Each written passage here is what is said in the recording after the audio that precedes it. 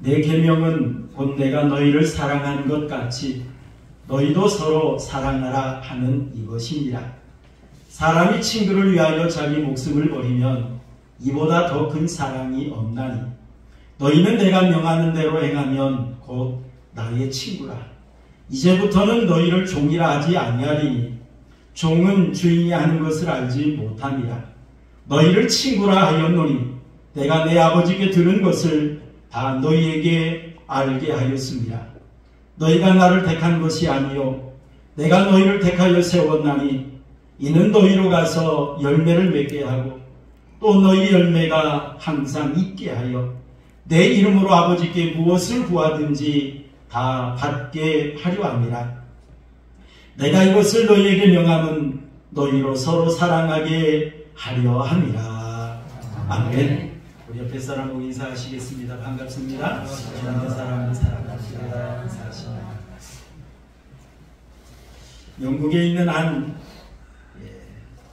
잡지사에서 상금을 걸고 한 가지 조사를 했다고 합니다. 그 조사 내용이 뭐냐면 친구란 무엇이라고 생각하십니까? 라고 하는 내용이었어요. 여러분 친구 많이 있으시죠? 또 진정한 친구 하나만 있으면 인생은 성공했다라고 할 정도로 그 친구가 참 소중합니다. 참 우리에게 친구도 많이 있긴 한데요. 여러분 친구를 어떤 존재라고 생각하십니까? 이 회사에서 조사한 결과에 의하면 첫 번째 1등이 뭐였느냐면 친구는 믿어주고 인정해주는 사람이다 라고 이렇게 답을 내놓았어요. 모든 사람이 나를 버릴지라도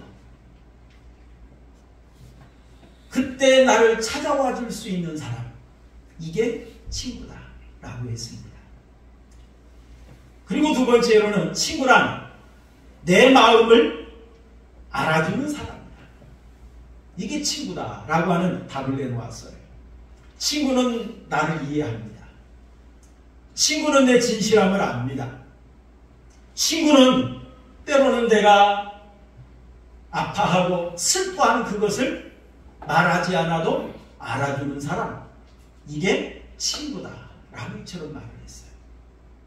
저희도 친구들끼리 종종 그런 얘기를 합니다. 친구란 다른 사람이 다 나를 나쁘다 해도 나만은 믿어주는 사람, 이게 친구다 라고 하는 대화를 나누기도 했는데요. 여러분 내 진실함을 알아주는 이게 친구죠. 그리고 또 세 번째 답은 희노애락을 같이 할 수 있는 사람이 친구다 라고 하는 그런 답을 내놓았습니다.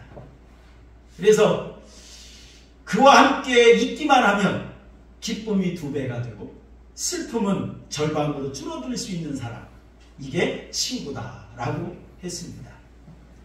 여러분들은 어떻게 생각을 하십니까? 어떤 게 친구라고 생각하시나요? 제가 말씀을 준비하다가 국어사전을 한번 찾아봤어요. 국어사전에는 친구란 뭐라고 말을 했을까? 라고 한번 찾아봤더니 친구란 오래도록 친하게 사귀어 온 사람, 이게 친구다 라고 설명을 해놓았더라고요. 어느 예화에 나온 이야기입니다. 어느 날 농부가 일을 마치고 집에 왔습니다. 자, 그런데 밖에서 요란한 말발굽 소리가 들려왔어요. 그래서 밖에 나가봤더니 왕의 전령이 찾아왔습니다. 그러면서 하는 이야기가 왕께서 급히 부르시니 지금 당장 짐을 챙겨서 떠나자라고 하는 것이었어요.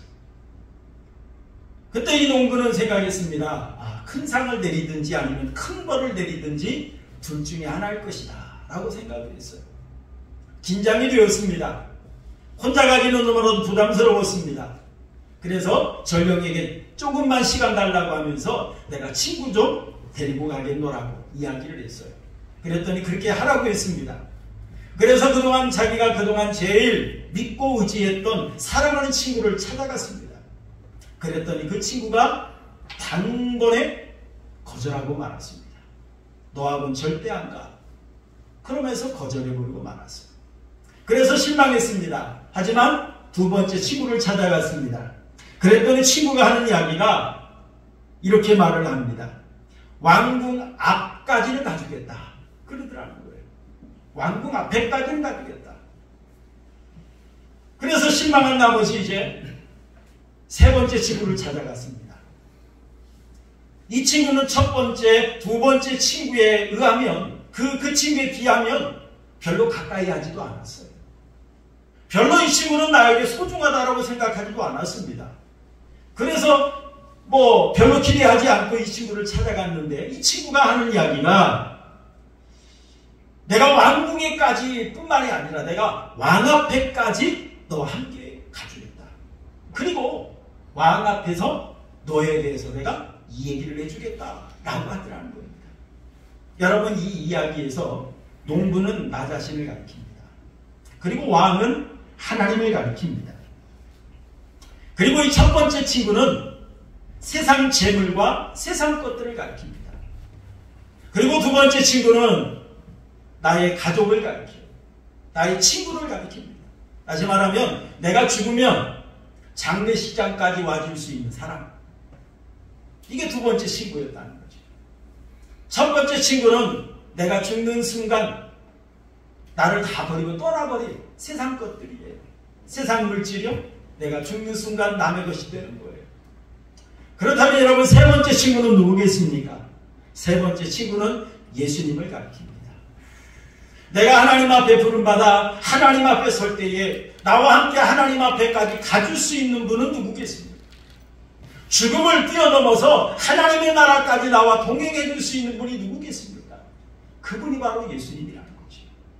그리고 그 예수님은 하나님 앞에 서서 나를 위해서 변호해 줄 수 있는 분. 얘는 죄인이 아니에요. 얘는 의인이 되었어요. 그러면서 나를 변호해 줄 수 있는 분, 그분이 바로 예수님이다 라고 하는 그런 이야기입니다. 여러분, 누가 진정한 친구이겠습니까? 누가 진정한 나에게 친구겠습니까? 사랑하는 성도 여러분, 이 세상 끝까지 나를 믿어주고 함께 해줄 분은 예수님밖에 없다는 사실을 여러분 믿으시기를 바랍니다. 진정 내 마음을 알아주고 진정 나와 함께 희노애락을 영원히 함께 할 수 있는 분은 예수님밖에 없다는 사실을 여러분 믿으시기를 바랍니다. 그리고 여러분, 나를 진정 하나님의 나라까지 나를 안전하게 인도해주고 하나님 앞에 서서 나를 변호해 줄 분은 예수님밖에 없다는 사실을 여러분 믿으시기를 바랍니다. 여러분, 요한복음 15장은요 관계에 대해서 이야기하고 있는 이러한 장입니다. 이 요한복음 15장은 예수님께서 십자가에 못 박혀 죽으시기 전날에 해주신 교훈의 말씀인데요. 세 가지 관계를 이야기합니다. 세 가지 관계. 첫 번째는 포도나무의 비유를 통해서 예수님과 제자들의 관계, 예수님과 성도들의 관계에 대해서 말씀해 주고 있습니다. 여러분, 포도나무에 그 가지가 붙어 있어야만 생명을 유지할 수 있고 열매를 맺을 수 있는 것처럼 우리 성도들이 이 땅에서 영원한 생명을 얻고 하나님의 백성으로서 열매를 맺기 위해서는 예수님과 함께해야 돼요. 예수님과 관계가 단절되어서는 안 된다는 것을 말씀하고 있습니다. 그리고 두 번째 주시는 이 관계는 제자들 간의 관계를 말합니다. 다시 말하면 우리 세상 사람들 간의, 우리 성도들 간의 그 관계, 이것을 가리키는 거예요.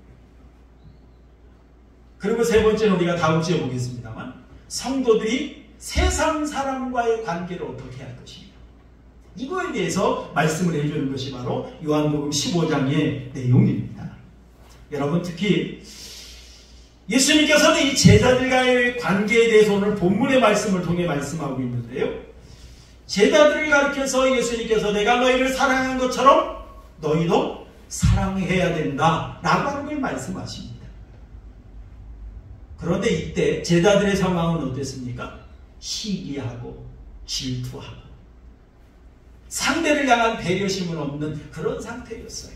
예를 하나 들어본다면 예수님께서 예루살렘 성에 올라간다고 하니까 제자들이 서로 다투었어요. 주님의 나라가 이루어지면 나는 오른편에, 내 동생은 왼편에 앉게 해주세요. 그러면서 예수님에게 청탁을 합니다. 그 이야기를 들은 제자들이 서로 다툽니다. 그게 바로 십자가에 못 박혀 죽으시기 전에 제자들의 현 상태였어요. 상대를 향한 배려심이 전혀 없었습니다. 그런 제자들을 향해서 예수님께서 말씀하십니다. 우리 한번 읽어볼까요? 오늘 12절 말씀 함께 보겠습니다. 12절 시작. 내 계명은 곧 내가 너희를 사랑한 것 같이 너희도 서로 사랑하라 하는 이것이니라 라고 말을 합니다. 자, 이제 제자들 간의 관계, 성도들 간의 이 관계에서 예수님께서 주시는 계명이 있습니다. 주시는 말씀이 있습니다. 그것이 뭐냐면 서로 사랑하라 라고 하는 것이었습니다. 그런데 여러분, 이 서로 사랑하기 위해서는 어떻게 해야 할까요? 우리 13절 한번 읽어보시죠. 13절 시작. 사람이 친구를 위하여 자기 목숨을 버리면 이보다 더 큰 사랑이 없나니 라고 말을 했어요. 여러분, 이 말씀의 요지는 뭐냐면 서로 사랑하기 위해서는 목숨을 바치는 희생이 따를 수 있다, 이런 말이에요. 제자들 간의 관계, 성도들 간의 관계에서 서로 사랑하라고 했습니다. 그런데 이 사랑하기 위해서는 내 목숨이 희생되는 그런 경우도 있다는 걸 예수님이 말씀하십니다. 지금 예수님이 이 말씀하시는 시점이 언제라고 그랬죠? 십자가에 못 박혀 죽으시기 전날에 주신 교훈의 말씀입니다. 예수님은 죄인을 사랑하셔서 죄인을 구원하기 위해서, 죄인의 죄를 대속하기 위해서 이 땅에 죽으시기 위해서 오신 분이 바로 예수님이십니다. 그 십자가의 죽음이 내일 있을 거예요. 이러한 상황에서 예수님께서 제자들에게 너희도 서로 사랑해라. 그런데 너희가 진정 사랑하려면 너희 목숨을 희생할 수도 있어. 라고 하면서 예수님께서 말씀하셨던 겁니다.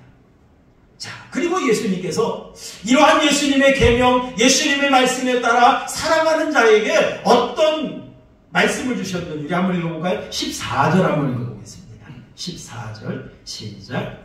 너희는 내가 명하는 대로 행하면 곧 나의 누구라고요? 친구라. 예수님께서 말씀합니다. 너희가 내 계명을 따라 내가 명하는 서로 사랑하라 이 말씀을 따라 너희가 사랑하면 너희가 나의 친구야 라고 예수님께서 이렇게 말씀해 주셨어요. 그리할 때 너희가 친구가 될 수 있다는 거죠. 그러게 여러분 15절도 한번 읽어볼까요? 15절 시작. 이제부터는 너희를 종이라 하지 아니하리니 종은 주인이 하는 것을 알지 못함이라. 너희를 친구라 하였노니 내 아버지께 들은 것을 다 너희에게 알게 하였습니다 라고 말을 했습니다. 여러분, 예수님께서 이 제자들에게 서로 사랑하는 자에 서로 사랑하며 너희는 이제 나의 종이 아니라 나의 노예가 아니라 너희는 나의 친구야 라고 하면서 예수님께서 이 제자들에게 말씀을 하셨습니다. 그러면서 제자들을 예수님의 친구의 자리로 그만큼 예수님께서 높여주신 겁니다. 사랑하는 성도 여러분, 예수님께서 제자들에게 사랑할 수 있는 말씀을 주셨고 사랑하는 제자들에게 친구라고 말씀해 주신 예수님께서 오늘 우리에게도 우리를 가리켜서 예수님의 친구라고 예수님께서 말씀하신다는 사실을 여러분 믿으시길 바랍니다. 제자들에게만 친구라고 하는 호칭을 준 것이 아니라 오늘 우리에게도 예수님의 친구라고 하는 이 은혜를 베풀어 주셨다는 거예요. 여러분, 성경을 통틀어서 하나님의 벗이다, 하나님의 친구다 라고 일컬음 받는 사람이 단 한 사람이 있습니다. 그게 누구냐면 아브라함이에요. 아브라함. 우리 한번 읽어볼까요? 야고보서 2장 3절 함께 보겠습니다. 시작. 이에 성경에 읽는다. 아브라함이 하나님을 믿으니 이것을 의로 여기셨다는 말씀이 이루어졌고 그는 하나님의 무엇이라? 벗이라 칭함을 받았나니 라고 말했어요. 참, 이 아브라함은 하나님의 벗이라, 하나님의 친구라고 이렇게 칭함을 받았던 그런 사람이에요. 여러분, 아브라함이 하나님의 친구로, 하나님의 벗으로 이렇게 칭함받는 데는 뭐 몇 가지 이유가 있습니다. 첫째는 친구끼리는 자연스럽게 대화를 하잖아요. 친구끼리는 어찌 보면 그저 그냥 뭐 말을 하지 않아도 표정만 봐도 알 수 있잖아요. 그게 친구잖아요. 그래서 여러분, 친구끼리는 하루 종일 있어도 몇 마디 안 해도 친구예요. 심심하지 않아요. 따분하지 않아요. 부담스럽지 않아요. 이게 친구예요. 여러분, 하나님께서 창세기 18장 말씀을 보면 소돔과 고모라 성을 멸망시키려고 할 때에 하나님께서 이 계획을 누구에게 말씀하셨느냐면 아브라함에게 말씀하십니다. 그때 이 아브라함은 하나님 의인 50명만 있어도, 아니 40명만, 아니 45명만, 아니 40명만, 아니 30명만, 아니 20명만, 하나님 야단치지 마세요. 10명만 있어도 이 성을 멸망하시겠습니까? 라고 하시면서 하나님과 깊이 대화했던 사람이 바로 이게 아브라함이에요. 그리고 아브라함은 하나님께 순종했어요. 하나님의 말씀을 온전히 믿고 하나님께 온전히 순종했던 사람이 바로 이게 아브라함입니다. 너는 본토 친척 아비집을 떠나 내가 너에게 지시할 땅으로 가라 라고 하시는 이 말씀에 아브라함은 어떻습니까? 믿음으로 온전히 순종했어요. 고향 땅을 떠나고 아버지 집을 떠나고 하나님이 지시하는 땅으로 하나님만 믿고 따라갔던 사람이 바로 아브라함이었어요. 또한 창세기 22장 말씀에도 보니까 어떻습니까? 100세에 낳은 독자 이삭을 하나님께 제물로 바치라고 합니다. 그때도 아브라함은 어떻습니까? 믿음으로 순종합니다. 이런 아브라함을 하나님께서 나의 거치라, 나의 친구라 라고 이렇게 하나님께서 말씀해 주셨습니다. 또 여러분, 모세를 보면 어떻습니까? 하나님의 벗이라고, 하나님의 친구라고 아브라함처럼 기록하지는 않았지만 하나님과 친밀하게 친구처럼 지낸 사람이 바로 모세입니다. 우리 말씀을 한번 읽어볼까요? 출애굽기 33장 11절 함께 보겠습니다. 출애굽기 33장 11절 시작. 사람이 자기 친구와 이야기함과 같이 여호와께서는 모세와 대면하여 말씀하시며 모세는 진으로 돌아오나 눈의 아들 젊은 수종자 여호수아는 회막을 떠나지 아니하니라 라고 말했어요. 모세는 하나님과 대화할 때에 아주 친구와 이야기함 같이 이야기했다 그랬어요. 참 얼마나 하나님과 가까이 지냈는가를 가리키는 그런 말씀이지요. 이 모세는 하나님과 이스라엘 백성들의 그 중재자의 역할을 했지요. 그래서 이스라엘 백성들을 애굽에서 출애굽시키고 가나안 땅에 들어가기 전까지 하나님과 함께했던 인물이 바로 이게 모세였습니다. 그리고 하나님이 행하실 구원의 계획을 알고 있었고 하나님의 명령을 따라서 일생을 살았던 사람이 바로 이게 모세였습니다. 그러다 보니까 하나님께서 이 모세와 함께 친구처럼 아주 친밀하게 대화하고 가까이 지냈던 걸 볼 수 있습니다. 그리고 여러분, 예수님은 나사로를 가리켜서 나사로가 죽었을 때 이렇게 말하죠. 요한복음 11장 11절을 보니까 우리 친구 나사로가 잠들었도다. 그러나 내가 깨우러 가노라 라고 말해요. 나사로를 가리켜서 친구라고 예수님이 이렇게 말씀하셨어요. 왜 그랬을까요? 이 나사로의 집안과는 예수님께서 참 친밀하게 지내셨습니다. 그래서 예수님께서 예루살렘에 가셨을 때에도 예루살렘에 계시지 아니하고 예루살렘에서 볼일을 보신 다음에 쉬실 때는 어디로 가셨느냐? 베다니로 가셨어요. 베다니에 나사로 집으로 가신 겁니다. 자, 그만큼 예수님과 친밀하게 지냈고 예수님을 믿고 따랐던 사람들이 바로 이 나사로의 집안이었던 걸 볼 수 있습니다. 여러분, 우리 세상에서 매우 훌륭한 사람이 나의 친구가 된다면 어떨까요? 정말 세상에서 아주 성공한 사람이 나의 친구라면 여러분 어떻게 생각할까요? 아마 매우 자랑스럽게 생각할 겁니다. 그 사람이 얘기 나올 때마다 내 친구야. 내 친구야. 아마 그러면서 떳떳하게 자랑스럽게 이야기할 것입니다. 제 친구 중에 고등학교 3년 동안 제 짝꿍이었던 친구가 있습니다. 김대진이라는 친구인데요. 전주에 살아요. 근데 술을 아주 좋아합니다. 지금도 술을 아주 좋아해가지고 밤 12시가 넘도록 술을 먹다가 아마 술 먹는 자리에서 아마 교회 이야기가 나오고 그러면은 제 얘기를 하는 것 같아요. 내 친구도 목사라고. 그러면서 너 한번 통화해볼래? 그러면서 밤 12시고 1시고 전화합니다. 그래, 이름이 딱 뜨면 제가 알아요. 아, 또 술 먹었구나. 그러면 또 아마 상대방이 술을 먹지만 그래도 교회 집사, 안수 집사, 거기에 종종 장로님도 있어요. 그러면 저를 바꿔줍니다. 친구라고. 근데 사실은 좀 제가 잘나지도 않고 성공하지도 못한 목사이지만 그 친구가 볼 때는 그래도 자랑할 만했던 것 같아요. 근데 지금도 가끔 전화 옵니다. 여러분, 이처럼 정말 성공한 친구가, 아주 잘된 친구가 내 친구라면 얼마나 자랑스럽고 얼마나 자랑하고 싶겠습니까?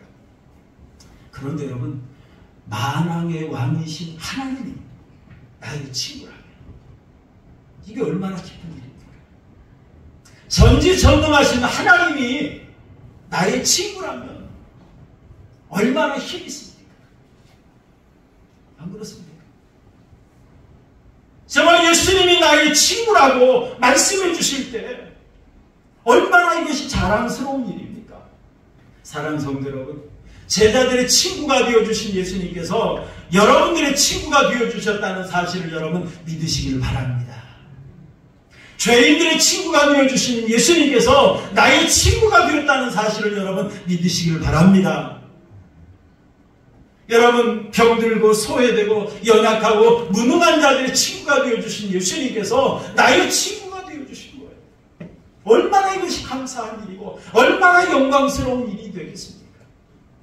그렇다면 여러분, 예수님께서 나의 친구가 되기 위해서 어떻게 하셨을까요? 우리 말씀을 한번 읽어볼까요? 16절 우리 한번 읽어볼까요? 16절 말씀 함께 보겠습니다. 시작. 너희가 나를 택한 것이 아니요 내가 너희를 택하여 세웠나니라고 말합니다. 사실 우리가 예수님의 친구 될 만한 자격이 있나요? 정말 예수님의 친구 될 만한 자격이 우리에게는 없잖아요. 그렇다면 정말 예수님을 나의 친구로 삼고 싶어요. 예수님이 나의 친구가 되었으면 좋겠어요. 그러면 예수님을 나의 친구로 삼기 위해서는 내가 어떻게 해야 됩니까? 내가 먼저 찾아가고 내가 먼저 가깝게 지내고 내가 먼저 친구 되어달라고 사정해야 되는 거 아닙니까? 그렇지 않아요. 그래도 친구가 되어줄 똥말똥하잖아요. 그런데 너무너무 감사하게도 예수님은 나에게 특혜를 주신 거예요. 특혜를 주신 거예요.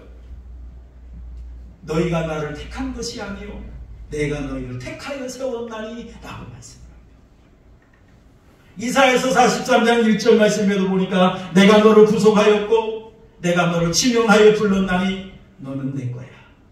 넌 내 친구야. 라고 예수님 하나님께서 이렇게 말씀해 주셨다는 사실. 그런데 여러분, 내가 어떤 상태에 있을 때 예수님이 나를 선택해 주셨나요? 내가 어떤 상태에 있을 때 예수님이 나에게 친구하자고 찾아오셨나요? 로마서 5장 8절 우리 함께 읽겠습니다. 로마서 5장 8절 시작. 우리가 아직 죄인 되었을 때 그리스도께서 우리를 위하여 죽으심으로 하나님께서 우리에게 대한 자기의 사랑을 확증하셨느니라 라고 말씀했어요. 내가 죄인 되었을 때에 사실 예수님은 우리가 높은 자리에 있을 때 찾아온 게 아니에요. 내가 의로울 때 찾아온 것이 아니에요. 내가 죄 때문에 타락해서 형편이 없을 때, 소망이 없을 때, 면목이 없을 때, 그때 예수님은 나를 찾아오셨다는 사실입니다. 여러분, 건강한 자에게는 의원이 쓸데없잖아요. 그런 것처럼 여러분, 의인에게는 예수님이 필요 없어요.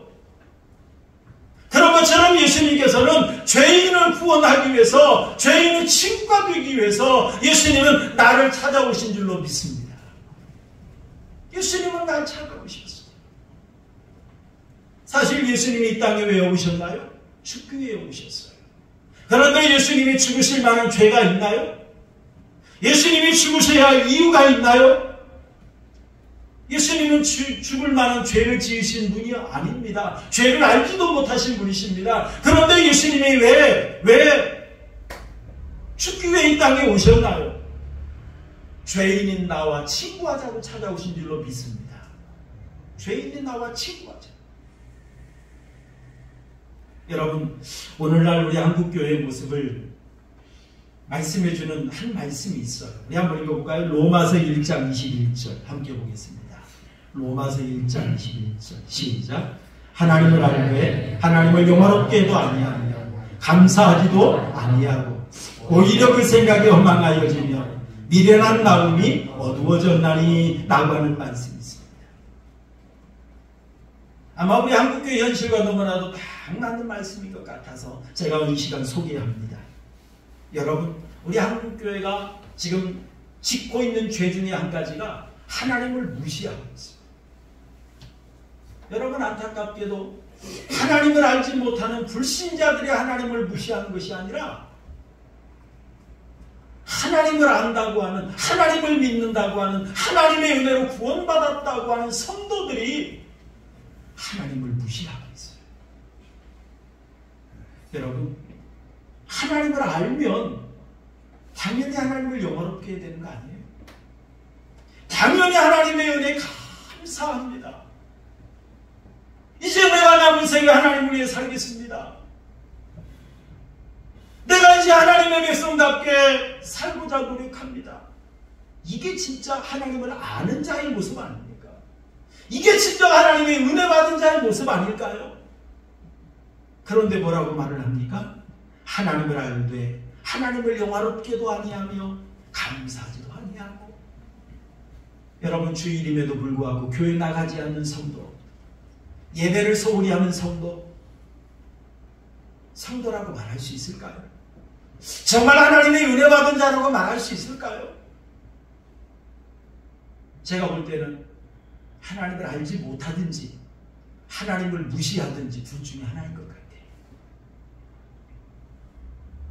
그러면 여러분, 정말 하나님을 안다면 정말 하나님의 영광 위에 살아야 되는데 자기 영광 위에 살아요. 저도 목사로서 가끔 저를 돌아봅니다. 내가 목회자로 성공하기를 원합니다. 그런데 여러분, 성공이 뭘까요? 큰 교회를 이루는 거? 유명한 목사가 되는 거? 사실 저 그걸 기대합니다. 그런데 금방 답을 찾아보면 하나님 앞에 잘못했습니다. 고백할 수밖에 없어요. 무엇을 위해서 큰 교회를 이루고 무엇을 위해서 유명해져야 되는가? 가만히 돌아보면 내 영광이에요. 내 자랑이에요. 저의 모습이 그러더라고요. 저의 모습이 그렇습니다. 정말 하나님의 영광을 드러내기보다 나를 드러내기 위해서 성공하기를 원해요. 그게 저의 모습입니다. 여러분, 성도들이 하나님을 왜 믿습니까? 왜 여러분 기도하고 여러분 왜 헌신합니까? 복 받기 위해서. 복은 왜 받아요? 나 편하려고. 나 편하려고. 정말 하나님의 은혜로, 십자가의 은혜로 내가 죄사함 받고 구원받았으면 이제 난 이제 하나님 위해 살래요. 하나님께 내 모든 것 바치고 하나님만 높이며 살래요. 그래야 되는데 우리가 예수 왜 믿나요? 복 받기 위해서. 그래서 여러분, 복 받으세요. 축복 받으라 그러면 그런 교회는 은혜가 넘치는 교회고 많은 사람들이 몰려드는 교회고, 복 받아서 부자 됐다 그러면 그런 교회는 정말 능력 있는 교회고. 여러분, 정말 하나님의 뜻을 따라서 하나님의 영광 위에 살고자 하는 그런 성도가 진정한 성도 아닐까요? 진짜 하나님을 사랑하는 자 아닐까요? 정말 하나님의 은혜 받은 자의 모습 아닐까요? 이게 진짜 십자가의 능력을 아는 자의 모습 아닐까요? 여러분, 이게 우리의 현재 모습 아닙니까? 현재 나의 현주소 아닙니까? 그런데 여러분, 이렇게 우리가 자격이 없어요. 예수님의 친구들만한 자격이 없어요. 그럼에도 불구하고 예수님은 나의 친구가 되기 위해서 우리를 찾아오셨다는 사실을 여러분 믿으시길 바랍니다. 그리고 여러분, 예수님은 나의 친구가 되기 위해서 어떻게 하셨나요? 낮아지셨어요. 하나님이신 예수님이 하늘의 영광 보좌 버리시고 낮고 낮은 자리까지 내려오셨어요. 여러분, 어린아이와 친구 되려면 어떻게 해야 되나요? 어린아이 보고, 야, 내 친구 되려면 내 수준은 돼야 돼. 내 수준은 돼야 돼. 그러면서 어린아이한테 자기한테 맞춰달라고 말하나요? 아마 그런 어른은 거의 없을 거예요. 어린아이하고 친구가 되려면 먼저 눈높이를 맞춰야 돼요. 그래서 어린아이하고 대화하려면 무릎을 숙이고 허리를 숙이는 어른이 돼야 돼요. 그리고 어린아이하고 친구가 되려면 어린아이에 맞는 언어를 사용해야 돼요.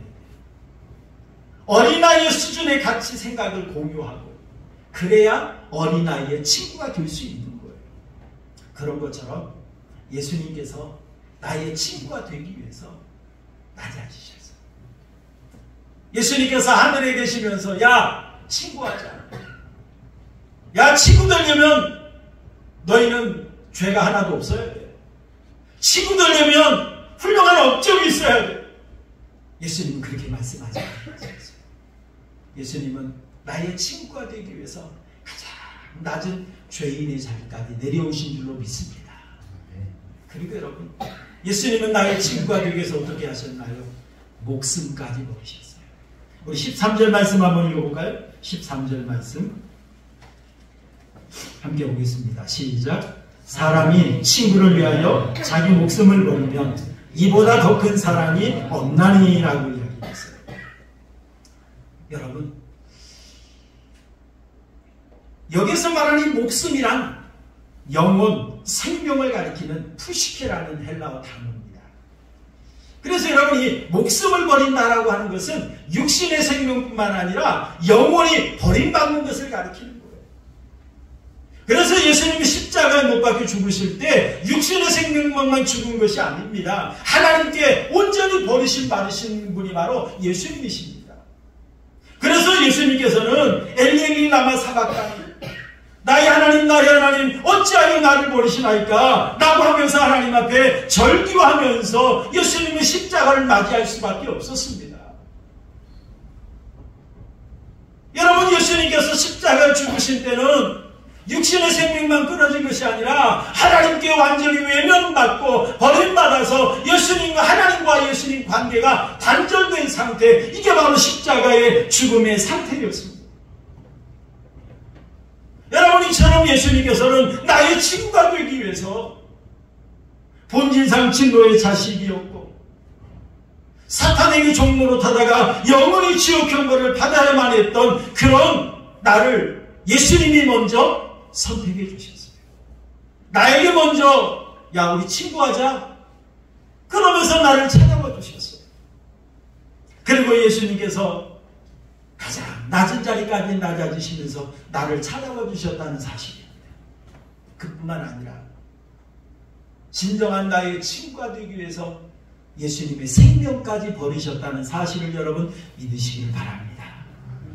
여러분, 이런 은혜는 특혜라고 말할 수 있을 거예요. 세상에 어떤 말로 표현할 수 없는 하나님의 특별한 은혜가 아니면 이런 은혜를 우리는 받을 수가 없어요. 하나님께서 우리를 사랑하셔서 이렇게 말로 다 표현할 수 없는 특별한 은혜를 주셨다는 사실을 여러분 믿으시기를 바랍니다. 여러분, 성경에 보면 다윗과 요나단의 친구 이야기를 우리는 잘 알고 있습니다. 참, 이 요나단은 다윗을 자기 생명같이 사랑했다고 했어요. 그래서 아버지 사울왕이 다윗을 죽이려 할 때에도 다윗을 위해서 변호합니다. 그가 죽을 일이 무엇입니까? 무엇을 행하였나이까? 그러면서 다윗을 변호해 줍니다. 그뿐만이 아니죠. 사울왕은 자기 아들 요나단에게 왕의 자리를 물려주기를 원했습니다. 그런데 요나단은 자기 왕의 자리까지 다윗에게 양보했던 사람. 그리고 다윗을 위해서 하나님 앞에 축복하며 기도했던 사람이 바로 이게 요나단이었습니다. 여러분, 요나단이 다윗을 이처럼 사랑한 것은 사실은 예수님의 사랑을 상징하는 거예요. 예수님의 사랑. 이처럼 예수님께서 나의 친구가 되기 위해서 모든 걸 버리시고 나를 찾아오시고 나에게 은혜 베풀어 주신 것을 이야기를 통해서 우리에게 나타내 보여주고 있습니다. 여러분, 모나미 볼펜이라고 하는 것이 있습니다. 우리가 옛날에 많이 사용하고 지금도 제가 사용하고 있는 볼펜인데요. 검정색, 파란색, 붉은색. 이 모나미 볼펜은 1963년 5월 1일부터 생산이 되었다고 합니다. 이 볼펜에 만든 사람이 바로 이 송삼석이라는 이 장로님이신데요. 우리가 잘 아는 것처럼 이 모나미 볼펜에 보면 153이라고 하는 글자가 쓰여져 있습니다. 이 153이라고 하는 글자는 어떤 글자입니까? 베드로의 그물에 잡힌 153마리의 물고기 숫자를 가리키는 그런 말입니다. 이 송삼석 장로님은 이 모나미 볼펜을 만들면서 모나미 이 볼펜 한 자루다 할지라도 예수님이 나와 함께 하시고 예수님이 축복하시면 기적이 일어날 수 있다. 그런 믿음을 가지고 여기다가 153이라고 하는 숫자를 썼다고 합니다. 그리고 여러분, 이 모나미라고 하는 뜻을 보면 몬과 암이라고 하는 단어가 합성된 합성을 하고 합니다. 이는 곧 나의 친구라고 하는 뜻이라고 합니다. 나의 친구. 그래서 여러분, 모나미 153이란 나의 친구 153 이런 뜻이 되는 거예요. 다시 말하면 나의 친구 되신 예수님이 함께 하시면 기적이 일어날 수 있다. 이 믿음의 고백의 표현이 바로 모나미 153이라고 하는 그런 말이라고 합니다. 사랑하는 성도 여러분, 진정 나와 영원히 함께 할 수 있는 진정한 친구는 누구일까요? 여러분, 저에게도 많은 친구가 있습니다. 하지만 정말로 죽음을 넘어서 하나님의 나라까지 정말로 동행해 줄 수 있는 진정한 친구는 누구일까요? 우리 예수님밖에 없다는 사실을 여러분 믿으시길 바랍니다. 예수님밖에 없어요. 여러분, 이 세상 끝까지 나를 믿어주실 분도 예수님밖에 없고요. 정말 내 마음을 알아주고 진정으로 나와 희노애락을 함께 할 수 있는 분은 예수님밖에 없는 줄로 믿습니다. 그리고 영원히 나를 책임져주고 영원히 나와 동행하며 하나님의 나라까지 인도할 분은 예수님밖에 없다는 사실을 여러분 믿으시길 바랍니다. 우리 말씀 생각하면서 우리 복음송